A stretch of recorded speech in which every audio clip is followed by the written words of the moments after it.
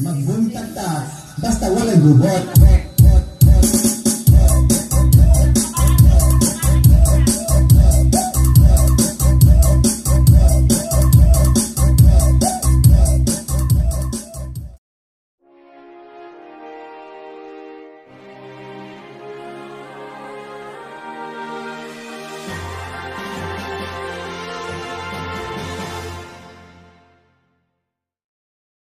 Ayan mga lods, at welcome back sa ating munting channel at good afternoon. So ayan, magandang hapon sa ating lahat mga idol, ano. So ayan, sa ating mga taga subaybay sa ating munting channel. So ito, meron tayong customer na na another concert. Ayan, pailawin natin. Ayun, concert AB502C. So itong pangalawa natin repair, yung isa, yung unang in-upload natin ay na-wash out yun, yung galing Texo, na pagbintangan pa natin tuloy na pinalitan ng peking transistor or low quality transistor, So pasensya na doon sa natin, sa nasabi na kung ano yung nasabi ko, So ay tanggapin natin na hindi pala sa kasalanan nung unang tech na nag-repair, kasalanan pala nito yung concert ngayon na mga China na. So yung transformer mga lods, ingat kayo sa pagbili, ingat kayo sa pagbili ng transformer, ng amplifier. So ito, hindi na siya pure copper. So dark brown na yung kulay ng kanyang transformer. So ayan, hindi nagkulay gold, So at ito, ang problem pala nito, sabi ng ating customer, ay na pagtanggal niya sa yung doon sa likod ng speaker na wire. So hindi napatay ni customer yung amplifier niya. So natanggal niya doon sa likod sa wire. So nag-short yung positive at saka negative. So ayan, at ito ang nangyari ay nasunog, umusok daw, sabi ni Sir, So ito yung mga nadali. At ito meron pa naman buo. Okay pa itong dalawang and then may apat din dyan, okay. At yun, at so pasensya na doon sa napagsabihan ko na tech o na baguhan, So ito pala, ang pick, kumbaga ang nilagay pala ng concert company talaga ay isang low quality na transistor. So ayan, yung para kagaya lang sa mga yung kagaya sa ating mga amplified speaker na Ace, Hug or something na mga Lixing. So so ayan, tingnan mo yung mga lods. So ayan. So siguro kung original talaga to nang nilagay ni concert, ay siguro hindi pa ito nasira kaagad. So malamang nagpo-protect lang yung relay, So ito, yung fuse, sunog lahat yung dalawang fuse. So ganito kasi yung unang mga concert. Ganito yung kanilang mga output transistor. Ayan, malaki yung bilog. Ayan, di ba? So kung makikita nyo dyan sa mga old model na concert ninyo, ay white yung markings. And then malaki yung bilog ng kanyang output transistor. So ayan, at pagkumpara natin. So ayan, So China na talaga ang concert ngayon. Ayan. So at itong original ay copper. Ito siya hindi na copper mga lods. Ayan, kung makikita nyo makintab, ito kulay copper yung mga old transistor ng ating AB502, yung unang mga model or old na model. So ito wala na. Ang bilis lang bumigay, nag-short lang naman yung wire ng speaker. Saglit lang naman daw, sabi ni Sir, kumbaga na parang nasahid lang yung positive at saka negative, nagsahid lang yung dalawa. At ayun, putok agad, tira agad. Siguro kung ito yung nilagay, siguro may chance pang hindi na sunog, or itong pinaka relay mismo ay nagpo-protect lang, nagki-clip pagka may na-detect na short. So ayan, ito yung problem. So andun pa si customer kasi meron daw siya old na concert. Kasi niya sabi niya dito mapapagasto siya. So labor lang yung siningil ko sa kanya mga lods ano. So ang sabi ko sa kanya kung meron kang mga lumang amplifier. So meron daw siyang lumang concert. So ang problem lang daw doon ay parang basag ata ang tunog. Sa palagay ko baka buo pa yung mga output transistor. Ay yun na lang ang kukunin natin, ililipat natin dito. So ayun, ingat kayo sa pagbili mga lods. At kung bibili na lang man kayo ng mga integrated, so pipiliin nyo yung ano brand or magsakuran lang kayo ano kahit papano. Kahit hindi na copper yung transformer ni Sakura ay original pa naman yung mga output transistor na nilalagay ay aux pa rin ano. So goods pa rin yon. So ito at least na-share ko sa inyo. Iwasan nyo na to. So original ba naman? Ayan oh. Original talaga yun siya. So may mga marking sa board, concert, ayan. Pero yung ginamit na transistor is low quality. Ayan oh. So concert talaga original. Kaso nga lang, ito ay piniki yung ating output transistor. So nagtitipid na sila. Pati ito. Wala na. So yung gusto ni customer, yung sa old na amplifier niya, ililipat natin dito. Yung pure copper na concert. Ano kasi pure copper pa yung old na mga concert eh. So ito ay 37037, siguro 34034. So konti lang naman yung diferensya. So doon na lang ako sa pure copper. So pagpalit na lang natin. So ayan, update ko lang kayo mamaya pag nandito na yung ating isang amplifier ano. So ayan, bago natin to simulan mga lods ano, baka hindi ka pa nakasubscribe diyan, pa-subscribe na po. Baka naman. So ayan, parami natin ng parami at ayan, marami nang tumatangkilik sa ating munting channel kahit papaano. Ayan, maraming salamat at God bless sa inyo lahat. Diyos na ang bahala sa inyo no. So ayan, continue lang tayo mamaya.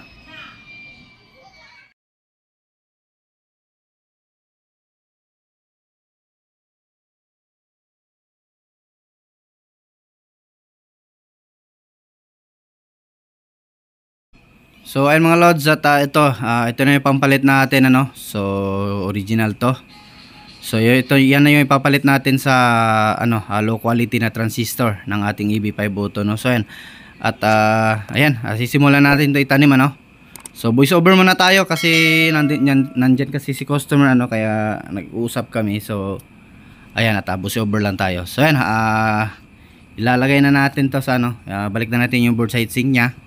So ayan, balik na natin yung mga lagyan din natin. Huwag kalimutan lagyan ng thermal grease mga lods ano, or silicone compound yung ating pinaka transistor.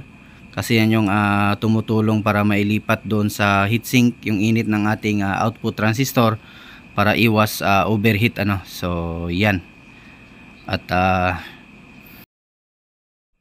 so ayan, pasensya na talaga sa ano no, sa nasabi natin nung unang video na pinalitan ng fake or low quality na transistor ano. So kaya yan, hindi pala natin nakalain na mismong si concert pala ang naglalagay na ng ano ng low quality transistor. Kaya isang pagkakamali mo lang ay sunog agad. Hindi kagaya nung ano mga original na transistor ay hindi basta-basta bumibigay ano. So yan, isang pagkakamali lang ni customer, ubos lahat. So ubos lahat ang kaligayahan niya. So ayan, at ito. So ito, continue lang tayo no. So buvoice over lang tayo mamaya konti ano, kasi medyo mahaba yung video natin. So nood na lang, enjoy your watching na lang mga lods ano.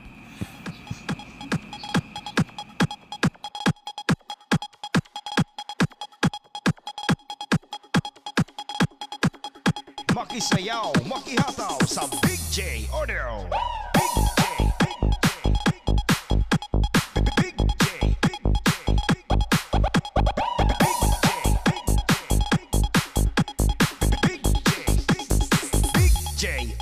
The best.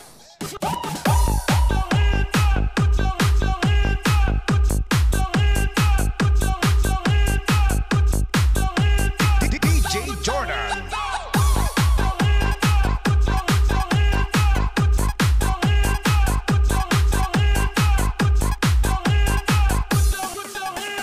Sumayaw at makiparty kasama ang Big J Audio. DJ RR Remix. Big J. Big J, the best. Big J, Big J, oh no. Big J, Big J, the best.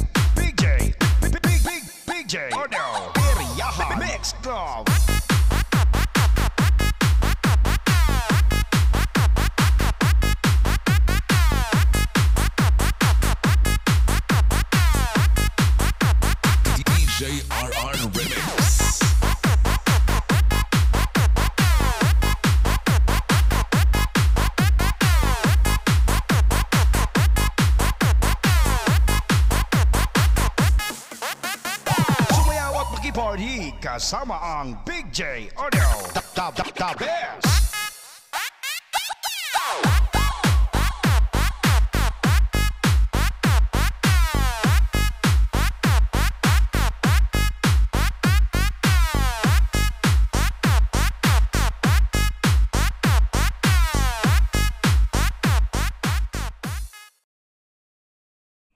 So ayun mga lods, at tapos na natin itanim, and then mag DDC offset tayo. Check natin kung may DC out pa ba. So ayan, at kung nakikita nyo, AC yung lumalabas sa ating tester kapag hinawakan natin yung input ano.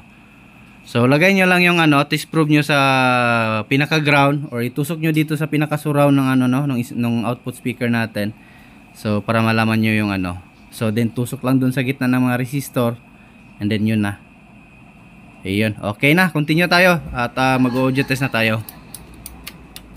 Ay, nag-abre o, kani? Ay, na siya gi-open. Okay. Kani na isa. Hmm. Kani dili na po ni. Sa surround man na, sa gagmay man na. Wala gamit ba gagmay yung speaker? Wala man ka. Mo magkanta-kanta dili ang ganito. Tiga ni diba?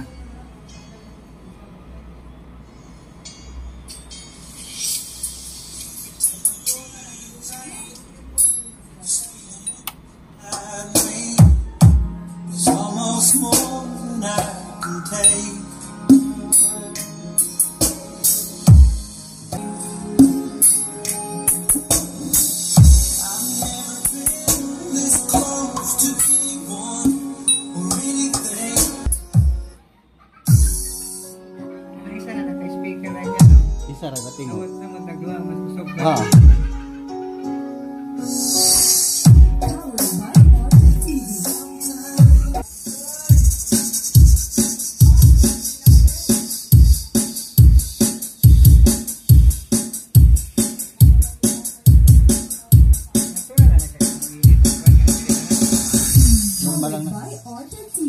Mayong gabi sa tanan. Bro ka na, kusugay na mo init. Kung kinsa magdalat bunot sa atong kalingawan, may atong pabayrong sa sound system, ha? Magbuntag ta, basta walay gubot. Sige, music, Mr. Osamoson.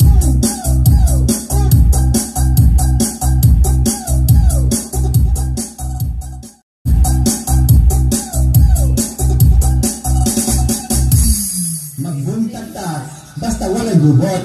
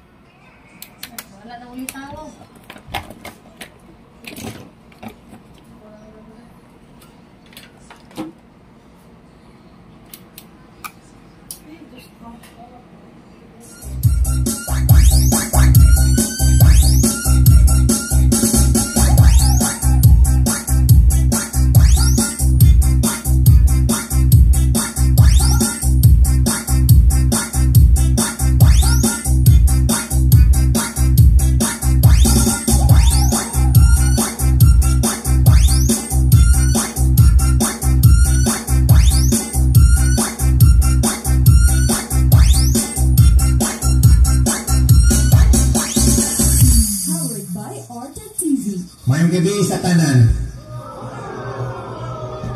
Kung kinsa magdalat gubot sa atong kalingawan, may atong pabayrong sa